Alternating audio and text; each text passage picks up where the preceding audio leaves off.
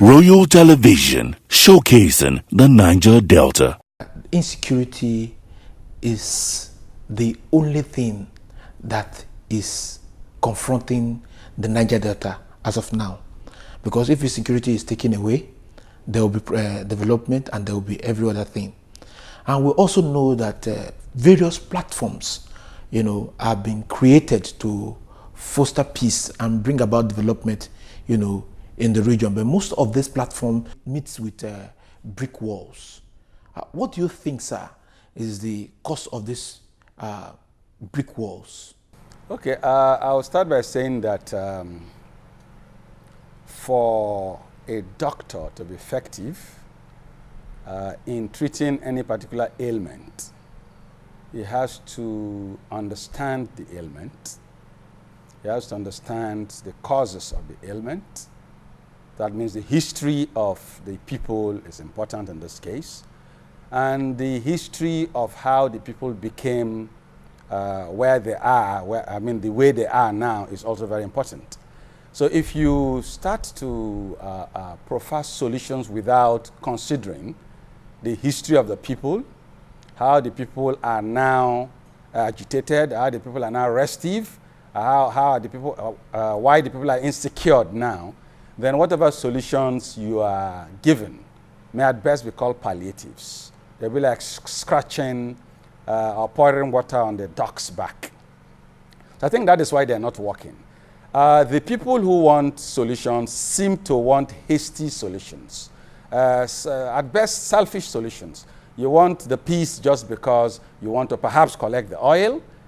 You want a peace because you want drilling to go on, and so on and so forth. You're not looking at the deep reasons why these things are there. And until that is done, I don't think that any solution will last for more than a couple of months. So if the government of this country, if the people of this country want a lasting solution, then they must dig deep down to the causes. The Niger Delta man or the Niger Delta people have not been restive 200 years ago. They've not been restive 100 years ago. They were not even restive 56 years ago. During the time of independence in 1960, the Niger Delta people were not violent. Okay? So if the oil was struck in 1956 at a liberal commercial quantity, and then since then, how was it? They built what I would consider a city in the forest at Otuabage in those days, where they had all the facilities, all the amenities. There was not one robbery, there was no incident at all. They were there at Itokopri for years until the Civil War. Okay? So they were in the heart of Niger Delta, drilling and enjoying their lives in the so-called European quarters at the time. There was no problem whatsoever. So they largely felt you don't bother them, they don't bother you. Okay, but some of us will have felt that if the federal government was sensible enough at that time, they would have incorporated the locals into the business of oil. But they did not. I think they chose to just let them be. But up till even 1970s, there was no problem. 80s, there was no problem. Even 90s, there was no problem. It was late 1990s, about 98, 97, 99, 2000. That was when the scales, so to speak, fell off the eyes of the young men of the Niger Delta. The young men who are, so to speak, acting violently, maybe sabotaging oil installations and taking hostages and so on and so forth, are in this age bracket. They were just born yesterday. So, if you are born in this era of, let's say, iPhones and iPad and internet, and then your parents deprive you of an iPad, access to internet, to an iPhone, and so you are left, in fact, to no phone at all. So you are left in the dark. If you wake up and start acting deviant, who is to blame? Is the father. Exactly. So the federal government and the oil companies connived to leave the Niger Delta people in ignorance. Let's let them be in their nativity. I think that was the language. And everyone else from everywhere else were taken abroad for training and sent back here. So in the Niger Delta, you have people from the west, western Nigeria, as Yorubas, who are occupying high positions. You have people from the east, far east, occupying high positions. You have the Hausa Fulani people from the north, middle belt, everywhere occupying high positions. only the Niger Delta people are not in any position. Even for painting, to paint the caravans, to paint porter cabins, to paint houseboats, they bring people from elsewhere who don't even know how to swim. People who learned how to swim in small pits are brought to come and do jobs in the high seas, in the rivers, and in the swamps of the Niger Delta, while you keep people who are even more knowledgeable, more agile than them, out of jobs. So I think that has been the crisis. In this place, this is Equatorial Kingdom, we've had our own share of examples. In 1991-92, so as a matter of fact, the young men who were born then are 26 now. 1991-92, when Julius, what do we call it now, Wilbros, came to attempt to tear up a 13-kilometer road, okay, for the purpose of accessing what they describe as the largest gas field, okay, for Shell in Africa. When they came here to do that, I think arguably one of the largest in the world, when they came here to do that project, they came with one of the largest imaginable dredgers you can find in this part of the world, and it was brought by Wilbros. They were dredging as much as 22,000 cubic meters of sand per day. And they did that non-stop for over a year. They had several booster stations, okay, so that they can go all through the length of 13 kilometers. Now, in doing that, they came with some houseboats. And the houseboats housed young, randy men who were much more in population than the community Barantoro and Tombia put together. And they were just by the river. Okay, the non-river is about 700, 800 meters wide river at some point. And around the Equatorial area, it is just about that. Okay, they were there as painters, as everything. And they were giving them, I think then, what was popular was Ragolis water or something, some kind of bottled water. And so they were giving them every week, okay, in cartons and so on and so forth.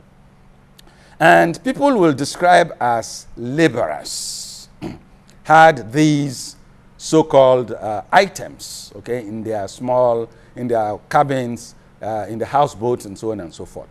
To the point where I think the houseboats became too, the number of rooms became too few for them. So some of them had to stay in the communities, okay? Now these young men had to, at times, because they felt they were not having good enough water to bathe, they had to use Ragolis water, okay, open them up, fill their buckets to bathe. And these guys were not different from my young cousins in town. They were not even, who are they? Painters, not of any special skill. People who had dusters to just clean a few things, people who were carrying flags up and down. Those were the oil workers at the time. And so these young men were looking at them. They couldn't bathe the water, they were using Ragolis to bathe. Okay? So it was like, what is going on? So the water they were polluting was not good enough for them to bathe. They were using bottled water to bathe. The height of arrogance. And so the young men got agitated, got primed. Okay? Knowing that all of what they were doing was coming from their land. So if the land is so rich and the business was so profitable, that from the proceeds of the business, some young men like them, not even as skilled as them, not even as brave as them, could bathe with Ragolis water, filling the bucket with bottled water at the time, whatever the cost was. It was enough message to say, gentlemen, wake up. There is something amiss. You may not be getting a fair bargain for what is going on here. So that was the beginning. So 26 years later, if a young man who was perhaps 5 years at the time, 7 years at the time, or 10 years at the time, who witnessed this arrogance, this madness, today feels that, okay, no, except you bring a fair deal to us, you don't operate in this area, who is to blame? And all over the world, the governments have, particularly the federal government in this case, is supposed to protect the interests of the citizens from day one. This oil business, what they do here, they don't do in Holland. They don't do in Scotland. They don't do elsewhere in Europe. So if they come here and they are attempting to do it, and you let them be, you feel that, okay, so long as you're getting your proceeds, you don't mind. As a matter of fact, it was difficult for even top government people to come around the swamps to come and see what was going on. So we were suffering pollution, We are suffering gas pollution, we are suffering oil pollution, and then we are suffering the height, the most undescribable one, which people tend to neglect, which is the social rape. Laborers will take your wives from you because they were earning even more money than the chief of the town. So, because we are naturally peasant farmers and fishermen, so if you come here in houseboat, already feeling kinky, you always have light, we are in the darkness, and so on and so forth, well, you could actually convert someone's mother for your girlfriend or concubine or whatever. So those were the reasons for all the clashes. And so till tomorrow morning, if the federal government or the oil companies or anybody whatsoever wants lasting peace in this part of the world, they must dialogue. Your Majesty, are you saying that the elders are in support of militancy in the region? Well, I am not saying that militancy is a good thing. I am not also saying it's a bad thing. But I'm saying that it's a product of the federal government and the oil companies. They created it. It wasn't here before. Okay? Have you witnessed a marriage in a zone land before? Yes, sir. Good. When the young virgin comes out, okay, when the young bride comes out during the traditional marriage, normally she is invited to the arena, okay, at the auspices of the groom. So the groom's people will say, go and bring our girl for us. We have seen one beautiful flower. And they go to bring her, okay? And then they ask her, these people came because of you. Do you want to marry? Should we drink the drinks? And she goes what? Numb, dumb. Now it is your duty as the groom to excite her enough for her to start speaking. Okay? Say something similar. We were not violent. We were organized, we were peaceful. Our doors, our houses had no doors. Okay, they had accesses, but the doors were not having, what do you call it, the slams, yes. So we were not slamming them. We just had some kind of decorative mats, that you weaved around. Because we were not stealing. There was no thief here. We don't have jails. Okay? So the white man comes with his jail culture. He meets some dumb people in the federal government who were perhaps in a hurry, excited to make money. And so, what did they do? They changed by their action, by their activities. Okay? They have now produced violent youths out of the populace. So who is responsible? They should calm them. Are you getting the point? Yes, just like that bride who is excited actually in getting married, but in the process of her excitement, she can't speak anymore. So the groom must make her speak. That is when you start throwing accolades, you start giving her gifts, you start speaking to her until she gets excited enough again to say, okay, amen, bowe. So what the young men of the Niger Delta are waiting for is for the federal government and the oil companies to appease them enough. That is the tradition. For them to say, amen, bowe. Does it mean that the elders has no role, in calming down these youths? I am not saying so. I am speaking here as an elder. If you invite me in a dialogue, I will give you a professional way forward. And that's what I'm giving now at this level. If the federal government calls me to say, look, Your Royal Majesty King Bobare Dakolo, we want a solution, I will give them a solution. I am trained. I was in the army. I have a master's degree in terrorism, international crime, and global security. I'm an expert. Okay, so if you want my expert position, I'll give it to you. More so, I'm a monarch in the heart of the Niger Delta. Less than 500 meters from here, it's a multi-billion naira oil installation that has never been vandalized. Okay? So you want to ask me, why is this one not vandalized yet? Why everyone around here is vandalized? Why is this one not vandalized? Why is it not vandalized? I don't need to tell you here on camera, but I know why it is not vandalized. Yes. So this is something actually professional, and if you want the way forward, you must invite us. I'm not saying so far they're not dialoguing. They've been dialoguing perhaps, but definitely not dialogue enough. So we are here. Your Majesty, recently the president invited the elders of this region for a round table talk in order to bring about peace in the region. But the militants, on the other hand, said they are not in support of this. move by the federal government, are we saying that the militants and the elders are not in tune with each other? That means they are not speaking one voice. Well, the elders and the youths never held a meeting anywhere to start restiveness.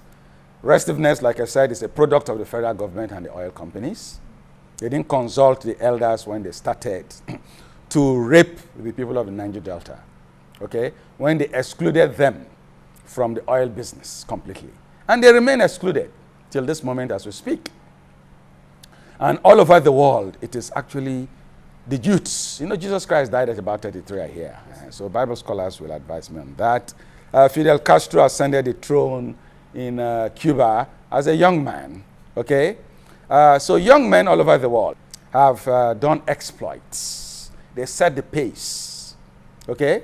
So if the youths of the Niger Delta are agitating, they are merely doing what their forefathers or their fathers they couldn't do or didn't do, okay? Now, definitely, once you have a problem, there will be several solutions being profiled, okay? If a doctor, a gynecologist is looking at why a woman has not procreated, he's going to be looking at it from the gynecological point of view. If a psychiatrist is to look at the same problem, he will look at it as a psychiatrist. If a social scientist is to look at it, the same problem, he will look at it as a social scientist. So if you call the elders and they discuss, and the outcome is not outcome enough, then there's a need to expand perhaps.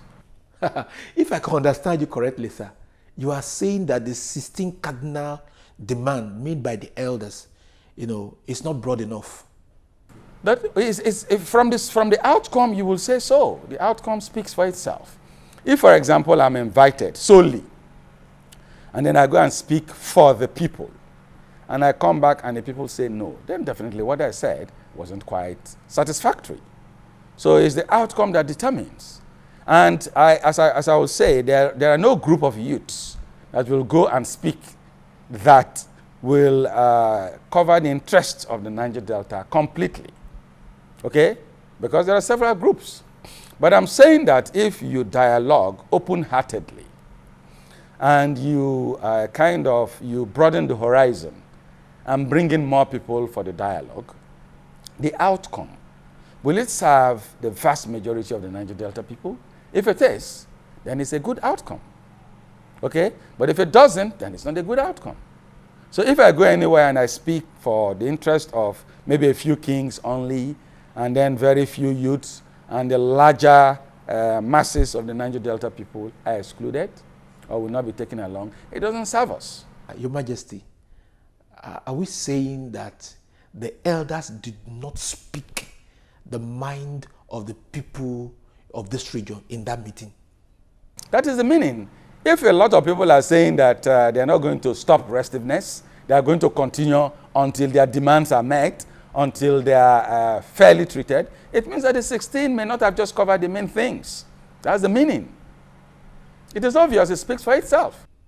So what do you think should be added to this 16 cardinal demand? Well, I may not really say you must add A or B to make the outcome better, okay? But what I'm saying is, whatever the outcomes are, there may just be one outcome, for example, and everyone is happy. Oh, Ebinimi. And that is fine. You can make it 30 outcomes, and you may just be repeating the same kind of issues. And so when you eventually announce the outcome, they say, no, this has not helped us at all. And you must know that this is not when it started.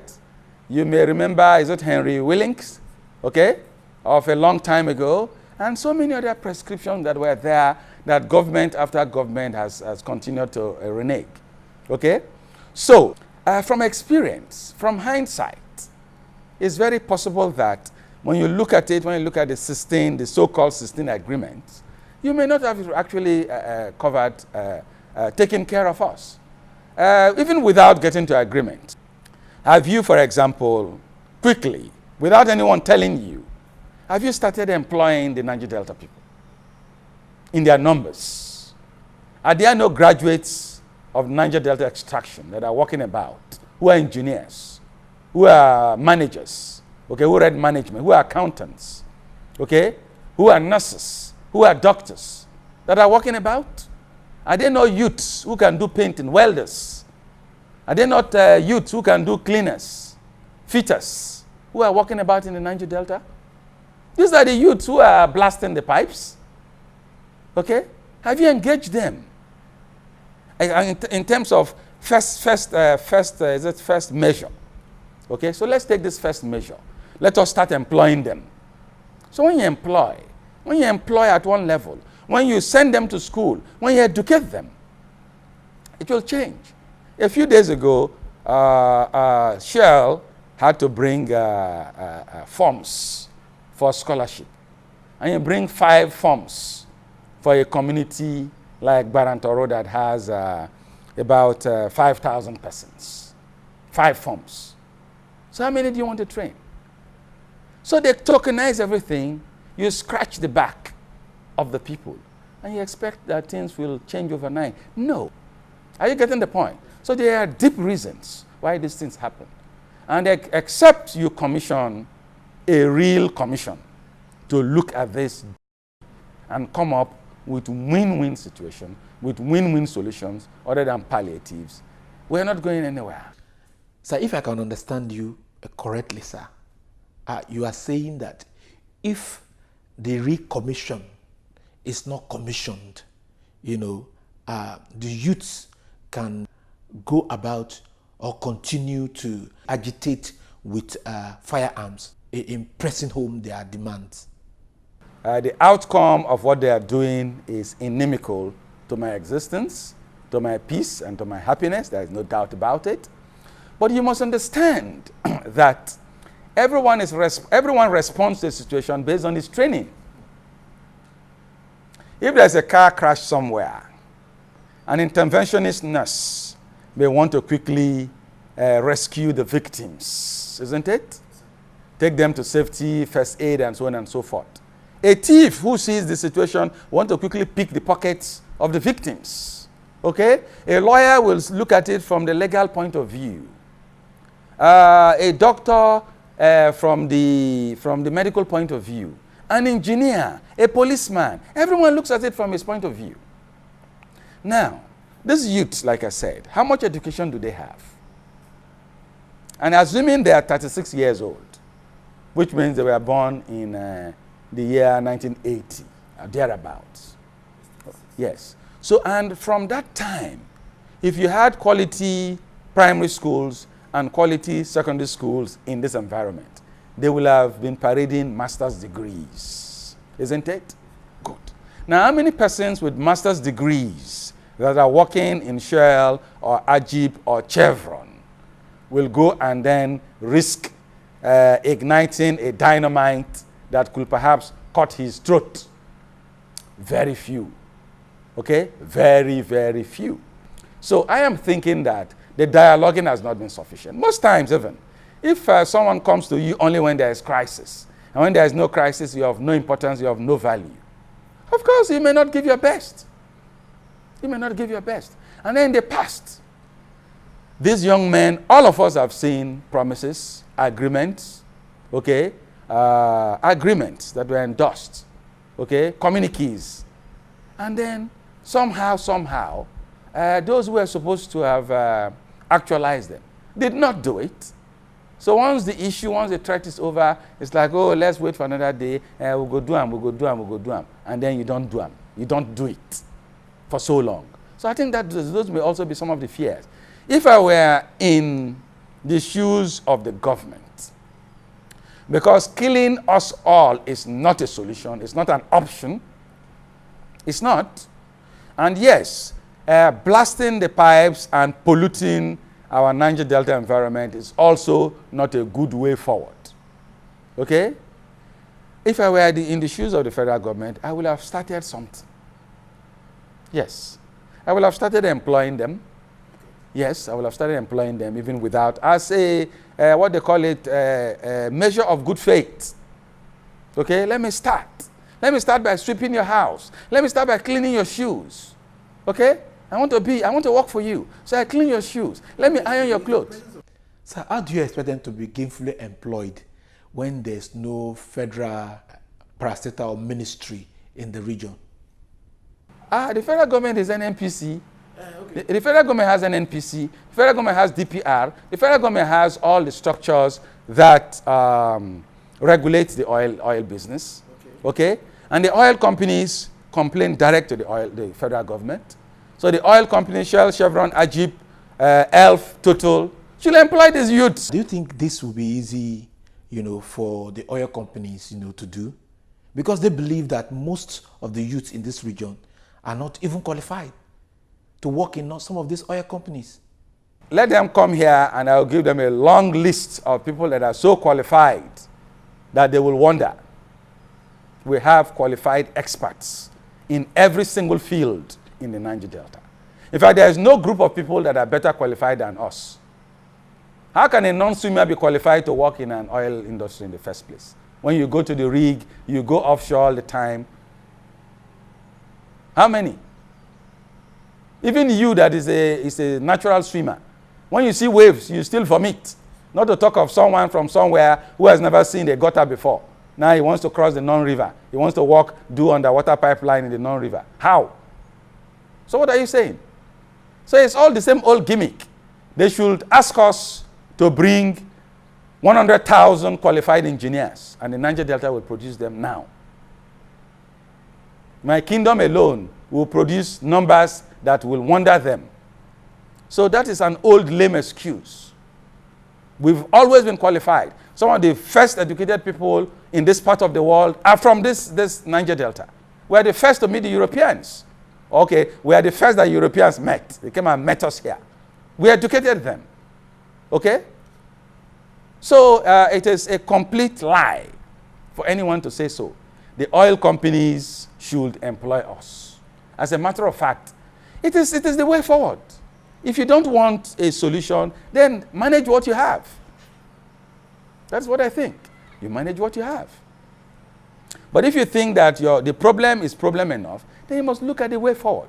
The way forward is, if I am from here, and the industry here is oil and gas, I should be in it. If you are from an area where you plant cola, okay, you should be in the cola farm. If you are from an area where you plant granules or you rear cattle, you should be in the cattle industry. You cannot be in the cattle industry and also be in the oil industry. Then where do you keep me? Are you getting the point? So naturally, we are swimmers. We are natural swimmers, aren't we? Because we have river everywhere. Good. We are not mountain climbers. We are swimmers. That is the way it works. So naturally, if you come from an area where a particular industry is all over the place, it's natural. So much money, and you refuse to educate the people. Now you steal the money because you've been in government all your lives. You steal the government money. You train your children specially for the oil industry and abuse us that we don't have the expertise. Can't you train the expertise? How long does it take to train experts? Do we now say that because they are not employed into some of these companies, that's why the youth now resulted into building illegal refineries here and there, all over the whole region? Well, like I said before, if you are in the Niger Delta and you have pipelines crisscrossing, some are passing under your house, on top of your house, inside your river, everywhere you go, that is what you see. You want to somehow, you're naturally attracted towards it.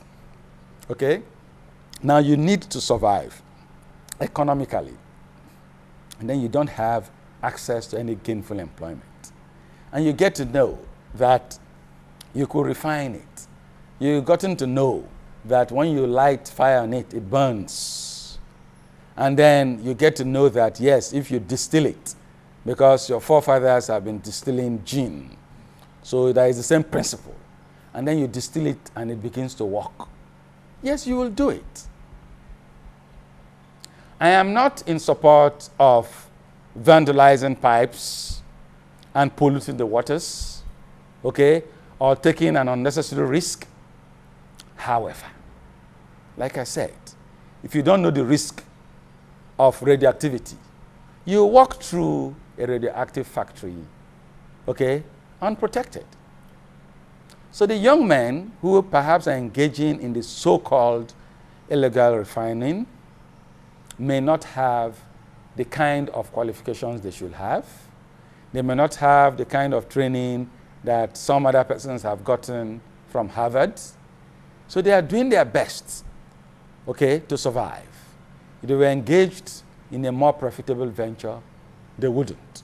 They are doing what they are doing because it's profitable. If you are called upon to proffer solution for this illicit act of these youths, what will be your advice, to the federal government?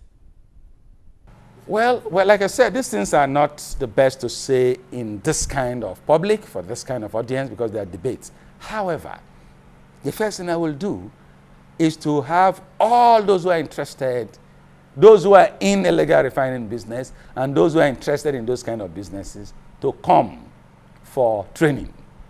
Okay? So they had to be trained. First, training actually means education. So you educate them on the dangers of illegal refining, on the dangers of spilling the crude in the river, okay, polluting the land and so on and so forth, because they don't understand the effect of this, doing this business improperly on the ecosystem. Okay? You teach them of all of these, and because they are humans, they will understand. Some may not continue in it. Some will get better. For example, if you are trained as an aircraft pilot, will you want to be doing illegal refining? If you are trained as a producer in Royal Television, will you still want to be doing illegal refining? The answer is no, no, no, no, no, no. So that is the best option the illegal refiners have for now. You must provide for them a better alternative. And once you get them a better alternative, away they will fly. So it is still in the hands of the regulators and the oil industry and the federal government to do it. But like I said, this is like the best I can say here. But any attempt at going to bomb them or kill them is callous. It's like calling a dog a bad name so that you will kill it. These guys were not born when you started the oil business. They were born into the oil business, and you refuse to create a room for them. So they've created a room for themselves. So the way forward is, now we know, please come back, come. Let us train you people. You have them all trained, and some of them have the interest in that business, and they can have modular refineries, they can have licenses, and play by the rules. As a matter of fact, the federal government will make a hell of money from taxes if they license them and monitor them to play by the rules. Yes, that's the way it is done everywhere. If you go to India, for example, India, every household, okay, you'll find a pharmacist of a sort that produce children's Abidec drop, paracetamol, and Emzor, blah, blah, blah, blah, blah. That's what they do, almost every home, licensed to do them. So they play according to the rules, and they earn money for the families. Okay, that's the way they do it. So why will you now kill off all your youths? Because they are from the Niger Delta, and they are preventing you from exporting crude. Now that the FGA has agreed to look into the 16 cardinal demand made by the elders of this region, do you still expect the youths to still, go about carry arms in pressing home their demand? What I will normally say is, for any youth that has the ears and has the understanding, okay, when you pollute your environment, it is actually not in your interest, because the effect is long-lasting. Okay? And any youth that understands this will not also engage in that kind of process. And so those who are engaged in it are those who don't understand. And so the first thing to do is to have them understand.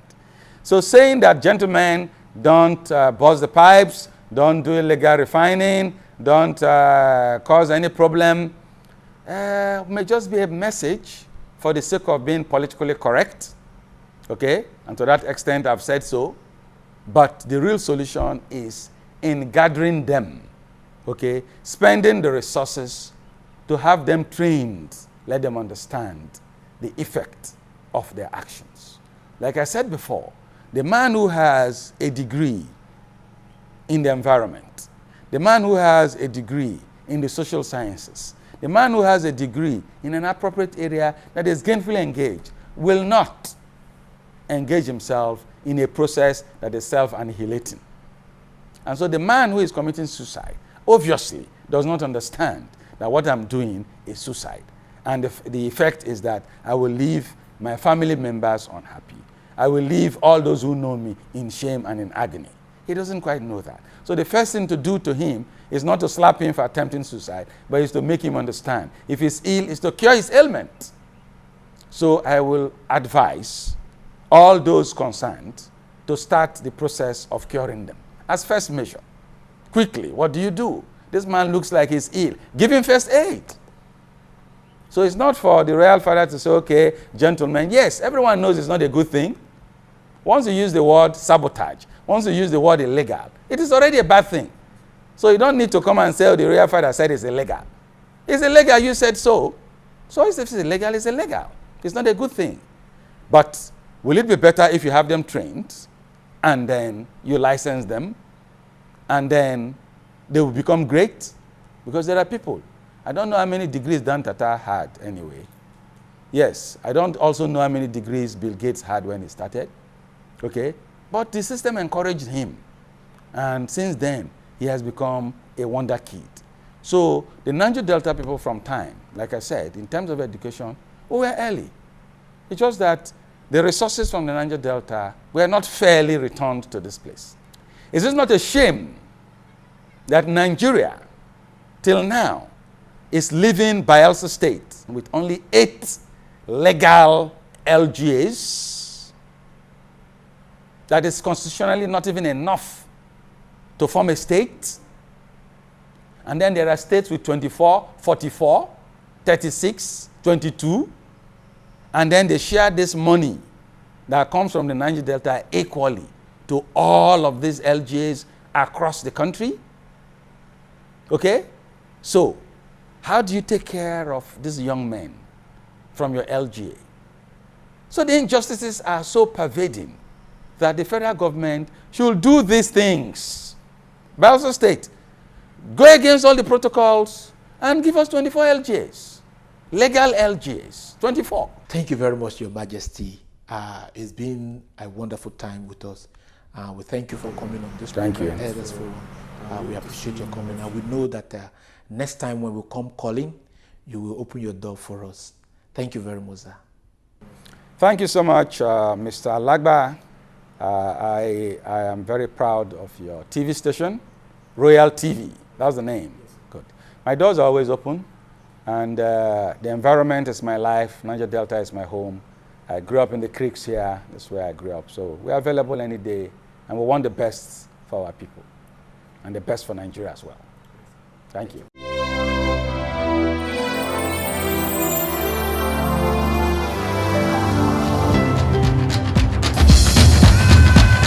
Royal Television, showcasing the Niger Delta.